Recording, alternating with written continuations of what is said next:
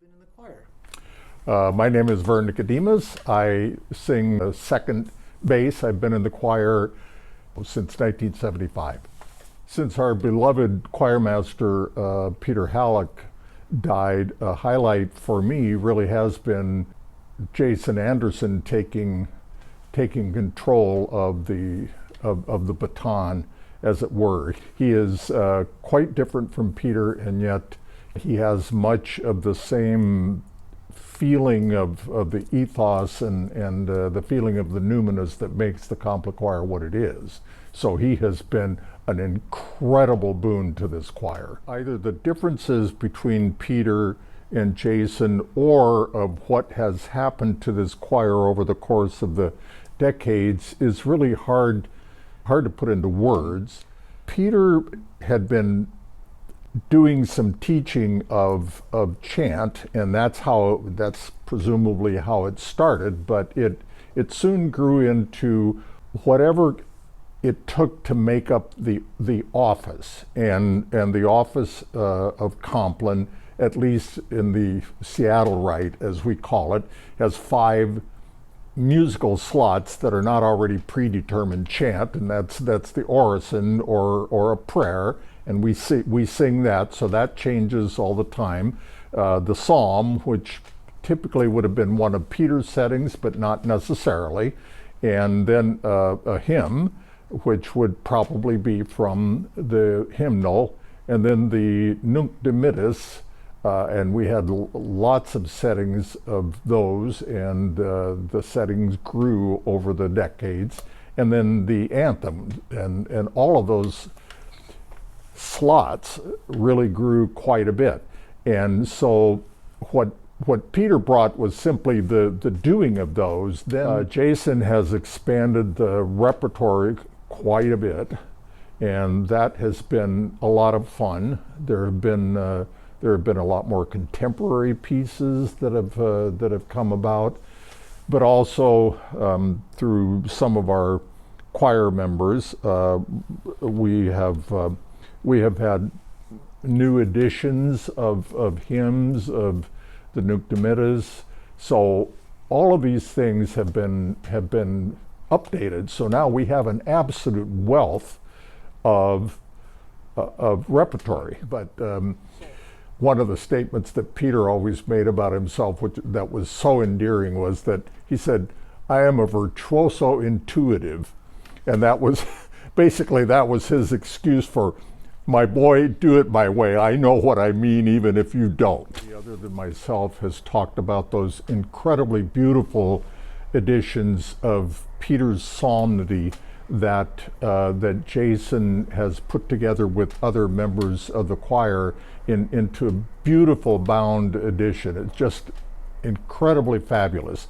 But yes, I would be absolutely remiss if I didn't mention one of the absolute main things that Peter gave us, and that was the gift of his creativity in writing music.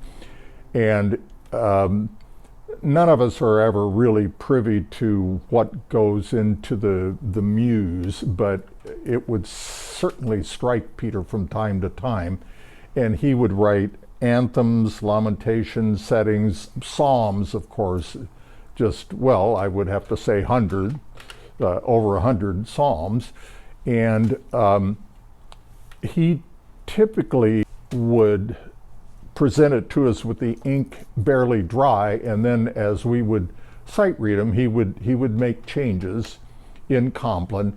And the thing is, back then, it's a funny dynamic, because I have talked to choir members that did not really work under Peter, and they seem to have a lot of trouble being able to read his music, even if it's quite a few rehearsals to do them.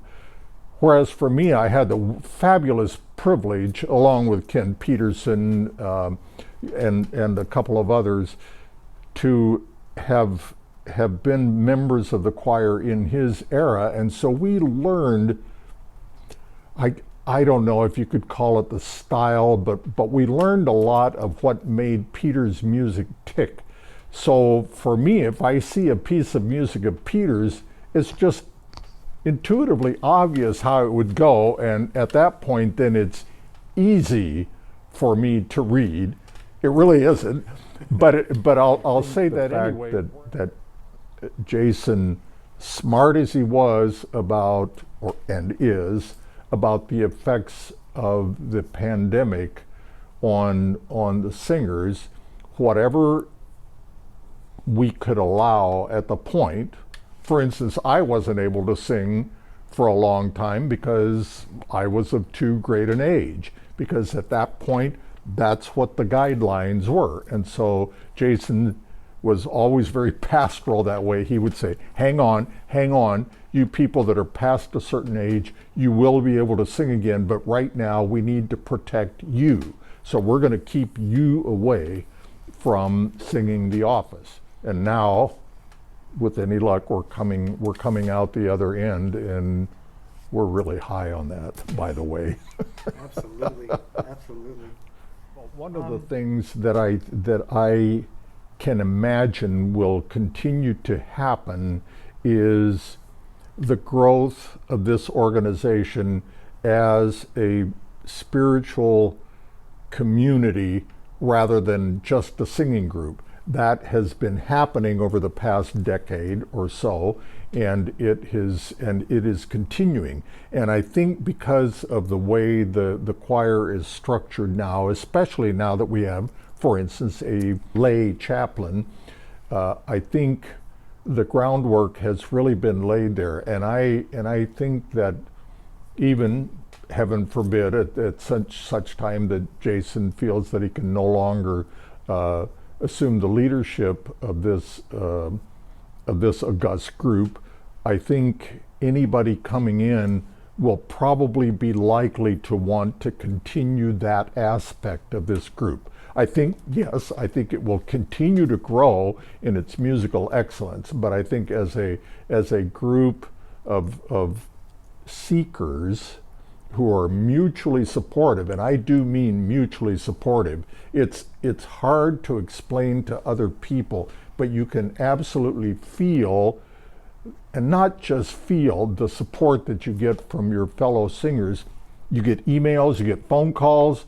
Hey, how are you doing? I heard that X happened to you. Are you okay? Are you okay? If you need a shoulder to cry on, I'm here. If you need an ear to talk off, that's here also.